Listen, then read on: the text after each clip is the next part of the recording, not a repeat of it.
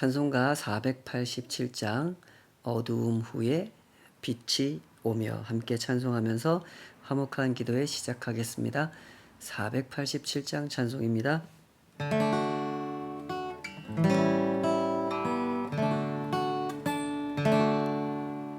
어두움 후에 빛이 오며 바람 분 후에 잔잔하고 소나기 후에 햇빛 나며 수고한 후에 쉼이 있네. 연약함 후에 강건하며 애통한 후에 위로받고 눈물 난 후에 웃음 있고 씨 뿌린 후에 추수하네. 괴로움 후에 평안 있고 슬퍼한 후에 기쁨 있고 멀어진 후에 가까우며 고독함 후에 친구 있네.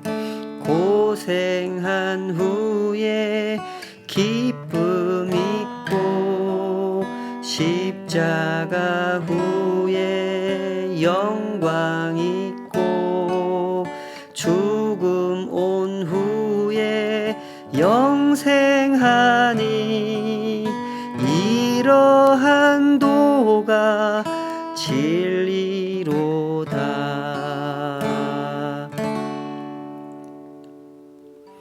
아버지 하나님, 오늘도 그 진리의 말씀 앞으로 저희들이 나아갑니다. 하나님께서 하신 일, 또 하고 계시는 일, 그 앞에 저희들이 설 수 있다는 것, 그 만지심을 누릴 수 있다는 것, 더 없는 축복이요 영광인 줄 믿사오니 주여 우리에게 그 만지심을 허락하여 주시옵소서. 주님께서 지으신 인생, 주님께서 구원하신 인생, 그 인생길에 영광을, 그 복됨을 오직 하나님의 손 안에서 알아가도록 저희들을 인도하여 주시옵소서. 예수님의 이름으로 기도하옵나이다. 아멘. 데살로니가전서 1장 1절에서 10절까지 주신 말씀으로 우리를 건지시는 예수시니라 하는 제목으로 함께 하나님 말씀 헤아려 보도록 하겠습니다. 교회는 참 신기한 공동체입니다. 그만큼 하나님께서 일하신다는 것을 확인하게 되는 공동체죠. 데살로니가 교회가 설립이 되고 핍박 중에도 계속해서 존재했던 그 모습을 살펴볼 때는 역시 이런 점들을 다시 한번 확인하게 되는 것이죠. 하나님께서 그들 가운데 함께 계시고 그들의 생각과 마음을 붙잡아 주셨으며 그들이 나아갈 길을 보여주시고 인도해주고 계시는구나 하는 것을 확인하게 됩니다. 데살로니가는 이 로마 제국에 속해 있는 지금의 그리스죠. 마케도니아 주라고 하는 지역의 여러 도시들 중에서 그 중에서도 수도 역할을 하는 그런 중심에 있는 도시였습니다. 그만큼 번성한 도시였고 로마 제국에서 추진하는 여러 가지 정책들의 영향을 가장 빨리 받는 도시 중에 하나였습니다. 당시 로마 제국은 황제 숭배가 강하게 일어나는 그런 분위기였죠. 카이사르라고 하는 황제를 기억하실 겁니다.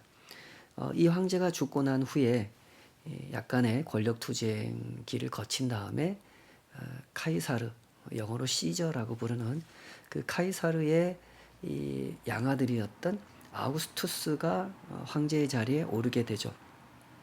이때 아우구스투스는 자신의 권력을 더욱더 강화하기 위해서 여러 가지 정책을 쓰는 중에 자기의 양아버지인 율리우스 카이사르가 사실은 신이다 하고 선포를 하게 됩니다.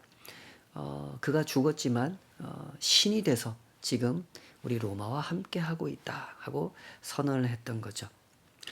이때가 AD 14년이었습니다. 그리고 그 이후로 황제들은 이런 선언이 죽은 황제가 신이 되었다라고 하는 선언이 제국을 통치하는 자신에게 상당한 효과를 가져다 준다는 것을 확인하게 되죠. 이걸 처음 시도했던 아우구스투스도 때가 돼서 죽습니다. 그러자 그의 아들 티베리우스도 역시 자기 아버지를 신격화했죠.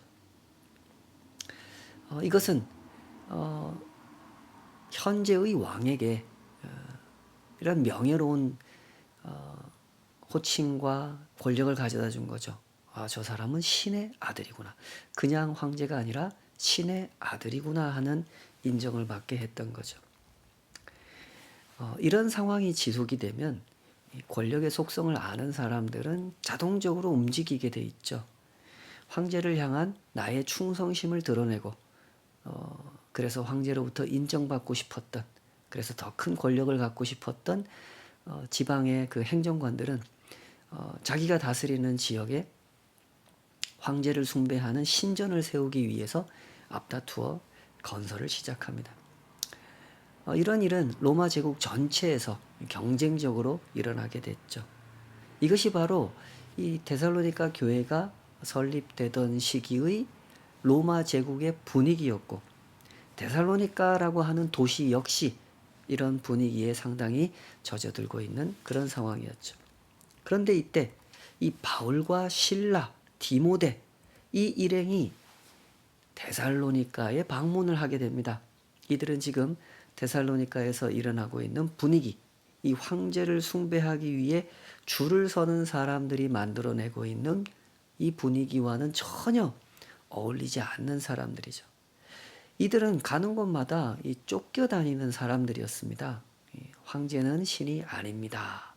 예수님이 참 하나님입니다를 가르치는 사람들이었기 때문에 이들은 로마 제국이 볼 때도 상당히 적대적인 문제가 있는 사람들이었고, 유대인 커뮤니티에서 볼 때도 이단 사상을 설파하는 아주 못된 사람들이었죠. 그래서 가는 곳마다 핍박을 당했고, 그 핍박의 선봉장 역할을 했던 사람들은 언제나 유대인들이었죠. 그래서 그 유대인들에게 아주 거센 질시와 핍박을 당했고 항상 쫓겨다니는 그런 신세가 될 수밖에 없었습니다. 그러나 그래서 더더욱 신기한 것이 교회입니다. 이렇게 쫓겨다니는 사람들이 어느 지역에 들어가서 사람들을 만나고 그들에게 예수님을 전하는데, 그 복음을 듣는 사람들 중에 믿음으로 반응하는 사람들이 나온단 말입니다. 바울도 알고 바울이 전한 복음에 반응하는 사람들도 아는 사실이 무엇입니까? 우리는 쫓겨다니는 사람들이라는 겁니다. 우리가 전하는 복음이 이 로마 제국에서 볼 때도 이상하고 마음에 안 들고, 유대인들이 볼 때도 아주 괘씸한, 헬라인들이 들을 때도 좀 미친 사람이 하는 소리가 아닌가 싶을 정도의 별로 그렇게 호응을 받지 못할 그런 메시지라는 것을 사람들은 다 압니다. 근데 신기하게도 이 복음을 듣고 반응하는 사람들이 생겨나는 것이죠. 이것을 어떻게 설명하겠습니까? 성경은 이런 것을 성령의 역사라고 설명을 하고 있죠. 그렇게 복음에 반응한 사람들은 곧 작은 교회를 형성하게 됐고, 그것은 또한 핍박의 시작을 알리는 신호가 되기도 했습니다.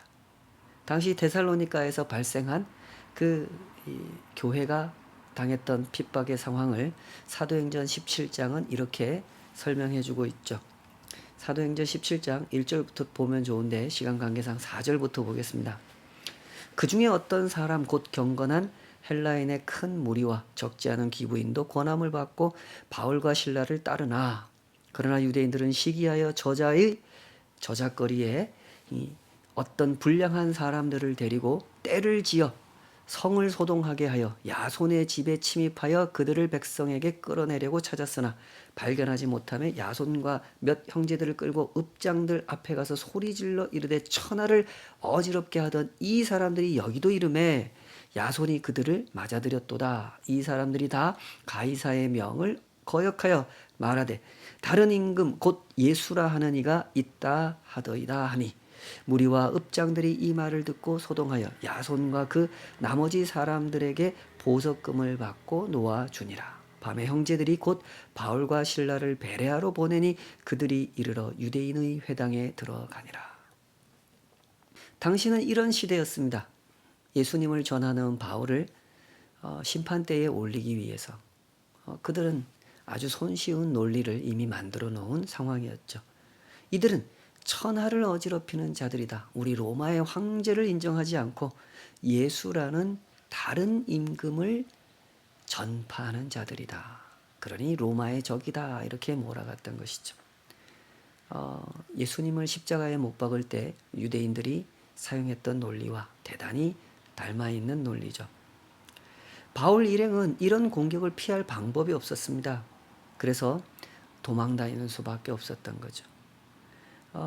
그런 일로 인해 바울 일행은 데살로니가 교회에 오래 머물지 못하고 결국 피신해서 베레아로 떠나게 됩니다. 남쪽으로 계속 도망을 가게 된 거죠. 정확하게 데살로니가에 머물렀던 기간을 파악할 수는 없지만 대략 한 3개월에서 4개월 정도, 4개월에서 5개월 정도 머물지 않았을까라고 추정을 합니다. 그래서 더더욱 놀라운 사실은 이런 거죠. 이토록 짧은 기간 안에 교회가 세워졌다는 거죠.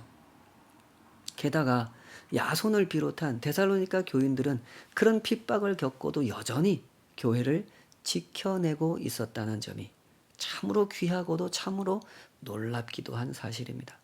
그래서 바울은 데살로니가 교인들을 향해서 이런 말을 하는 겁니다. 편지를 써서 직접 가지 못하니까 이렇게 말하죠. 1장 4절 데살로니가 전서 1장 4절입니다. 하나님의 사랑하심을 받은 형제들아 너희를 택하심을 아노라. 이는 우리 복음이 너희에게 말로만 이른 것이 아니라 또한 능력과 성령과 큰 확신으로 된 것임이라. 우리가 너희 가운데서 너희를 위하여 어떤 사람이 된 것은 너희가 아는 바와 같으니라. 이러죠. 바울이 보기에 데살로니가 교회 성도들은 복음을 말로만 들은 사람들이 아닙니다.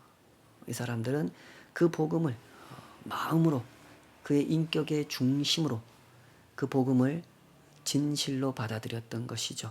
그래서 너희를 보니 하나님께 택함을 받은 사람들이다. 하나님의 사랑을 입은 사람들이다. 라고 말했던 거죠. 그들은 하나님께 사로잡힌 사람들이었습니다.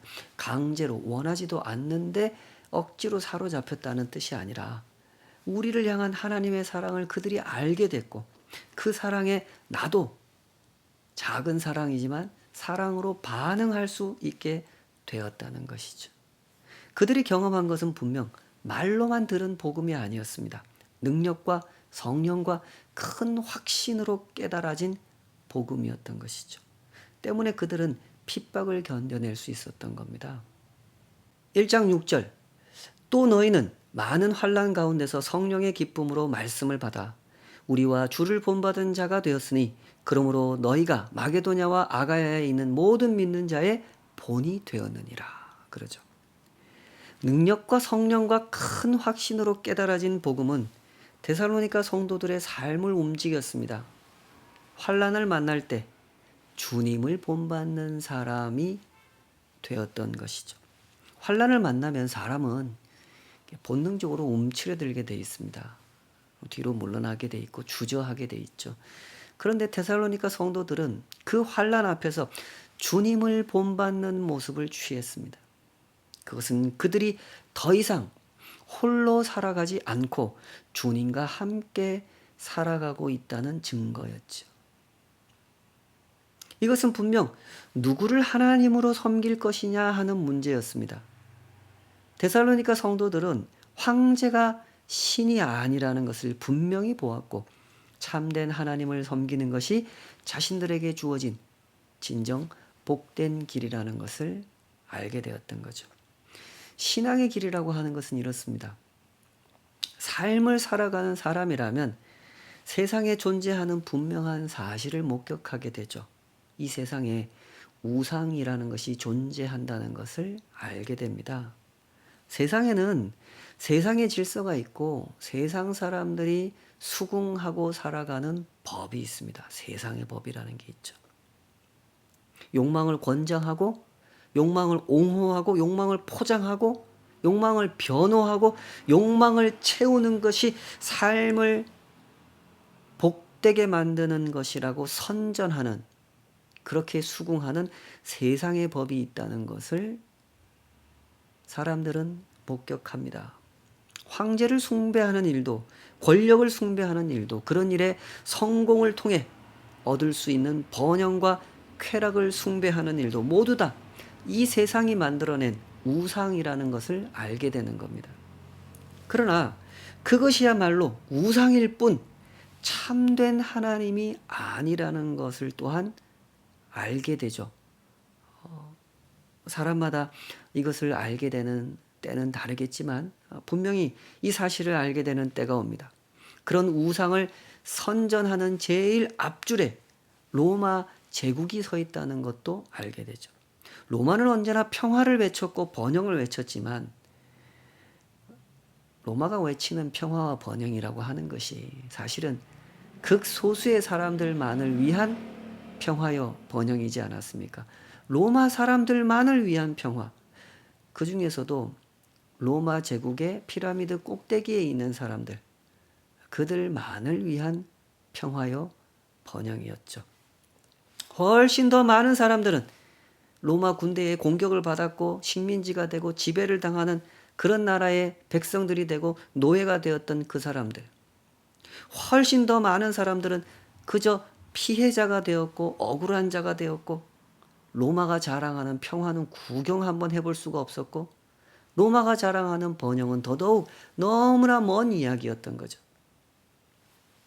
예수님의 복음을 들은 사람들은 바로 이런 사실을 주목했던 것입니다.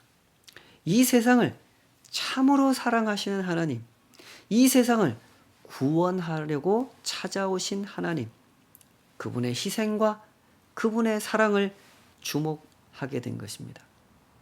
너무나 잘못된 방향으로 나아가는 이 세상을 다시 바로잡고 다시 회복시키려고 하시는 그분만이 진정 하나님이시라는 사실을 헤아릴 수 있게 된 거죠.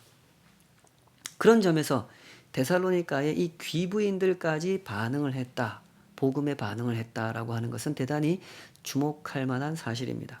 사도행전 17장에 보면 바울과 실라가 전한 복음을 듣고 누가 반응했다 그랬습니까?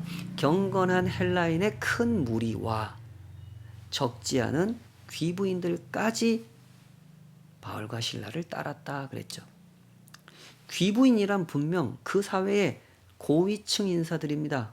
로마 제국이 제공하는 평화와 번영을 자신의 실생활에서 맛보며 살아가는 기득권자들이었죠.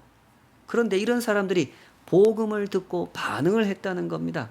이것이 참으로 주목할 만한 사실이죠. 어떤 정치 선동에 반응을 한 것이 아니라 복음에 반응을 했다는 겁니다. 귀부인이란 누구보다도 그들의 신분상 정치에 민감할 수밖에 없는 사람들이 아니겠습니까? 정치란 언제나 누구를 따르느냐, 누구와 손을 잡느냐, 누구의 줄에 서느냐에 따라서 승자가 되기도 하고 패자가 되기도 하는, 그래서 자기의 삶이 전혀 달라질 수 있는 그런 것이 정치의 속성이죠. 그러나 이 귀부인들의 마음에 성령께서 역사하셨습니다. 그들은 복음을 듣고 싶어하는 사람들이었고 바울 일행이 나타났을 때 그들이 전해주는 소식에 귀를 기울였습니다. 경건한 헬라인의 무리도 그렇죠. 바울은 데살로니가에 가든 베레아에 가든 고린도에 가든 어느 도시를 가든지 처음에는 유대인의 회당을 찾아갑니다. 거기서 유대인들을 대상으로 복음을 전했죠. 여기 데살로니가에 왔을 때도 새 안식일 동안 3주 동안 안식일 유대인 회당에 가서 복음을 전했던 거죠. 그때 이 경건한 헬라인의 큰 무리와 귀부인들이 복음을 듣고 믿음으로 반응을 했던 겁니다. 이 사람들은 이 유대인들이 모이는 회당과 사실은 어울리지 않는 사람들입니다. 당시에 헬라인들에게도 철학이 있었고 그들의 신학이 있었고 아주 세계적으로 유명하지 않습니까? 그리스 철학이라고 하는 것이. 그것을 가르치는 선생들도 많았습니다. 이 헬라인이라고 하는 사람들은 당연히 어려서부터 그런 철학, 그런 신학을 접해봤을 겁니다. 그러나 썩 받아들이기가 어려웠던 것이죠. 그 헬라 철학, 헬라 신학 안에 진리가 없다는 것을 그들은 느끼게 됐던 것입니다. 그러나 그 진리를 갈망했고 어딘가에 있겠거니 하고 찾는 자들이었고 유대인들의 회당에서 그 진리를 가르쳐 주는 것 같고 그 하나님이 진리를 말씀하시는 것 같아서 언제부터 다녔는지 모르겠지만 이 유대인의 회당에 나오기 시작했던 겁니다. 그리고 그때 바울을 만났던 것이고 바울이 전해주는 복음을 듣고 드디어 진리를 발견하게 된 것이죠. 진정한 하나님이 누구이신지 알게 된 것입니다. 그분이 진정 하나님이시라면 이 세상에서 사람들을 편가르게 하시는 분이 아니라 화평하게 하시고 서로 모여서 하나가 되게 만들어 주시는 분이고 사람들을 올가매고 있는 죄 문제를 해결해 주려고 하시는 분이라는 사실, 그런 사실을 헤아리게 된 것입니다. 그것도 당신을 희생하는 방식으로 해결해 주신 분, 그분이 참 하나님이시라는 사실을 알게 된 거죠. 때문에 이 세상에서 핍박이 발생하게 된다는 것도 헤아릴 수 있게 된 거죠. 참되신 하나님의 등장은 이 세상에 존재하는 거짓 신들의 반응을, 적대적인 반응을 가져올 수밖에 없는 법이죠. 물론 그들이 가하는 핍박은 정당하지 못합니다. 의롭지도 못하죠.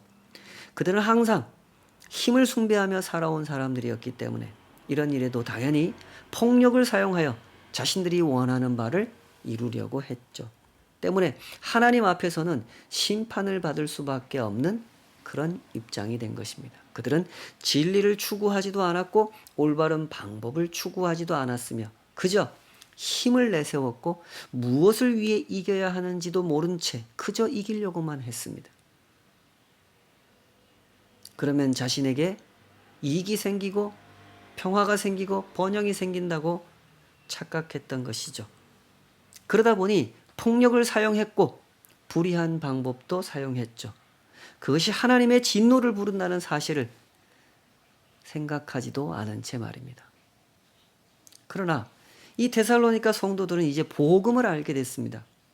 하나님께서 이 세상의 죄를 아셨고 마땅히 그 죄에 대하여 진노하셔야 하나 그들을 구원하기로 작정하신 하나님, 그 구원을 예수님을 보내어 세상 가운데 온전하게 나타내신 하나님을 알게 된 것입니다. 그것이 바로 십자가 복음이고 예수님은 다시 이 땅을 떠나셨다가 다시 돌아오셔서 그 구원을 사모하는 당신의 사람들을 온전히 구원해 주실 것이라는 사실을 믿게 됐던 것이죠.